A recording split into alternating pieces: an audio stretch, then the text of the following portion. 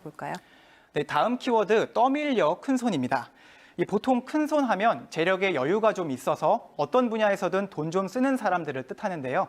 돈 좀 쓴다는 점에서 큰손은 분명 큰손인데 여유는 없는 이상한 큰손이 있습니다. 바로 주택시장 큰손으로 떠오른 30대들 이야기입니다. 네. 먼저 관련 수치인 지역별 아파트 매매 거래 현황을 보면요. 한국감정원의 아파트 매매 거래 자료를 한 부동산 업체가 분석한 결과 지난 8월부터 3달 동안 서울과 경기, 또 대전과 울산 등에서 이 기존 거래량이 많았던 40대보다 30대들이 거래량이 더 많거나 또 비슷한 수준을 보였습니다.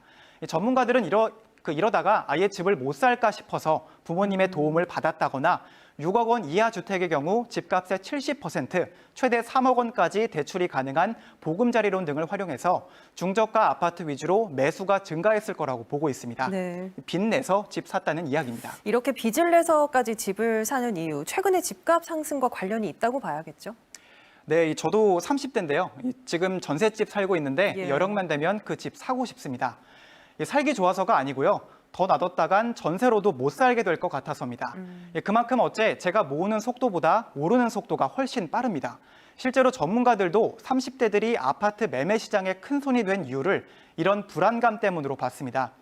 올 들어 10월까지 전국의 아파트 값은 서울 9.1%, 또 이 대전 8.3% 등 뚜렷한 오름세를 보이고 있습니다. 더군다나 청약 통장이 있어도 이 가점이 부족하다 보니 30대들은 신규 분양받기도 참 어렵고요. 그렇죠. 사실상 시장 심리 불안으로 가격에 상관없이 발생하는 매점 매석 현상인 셈인데 이 패닉 바잉이라고 부르는 이런 상태다 이렇게 볼 수 있습니다. 하지만 떠밀려 큰 손도 아무나 될 수 있는 건 아닌 것 같습니다. 저를 포함한 대부분의 30대는 영혼까지 끌어모아도 웬만한 아파트는 사기 힘들다는 현실, 30대 큰손 통계 이면의 비극입니다. 지금까지 뉴스픽이었습니다.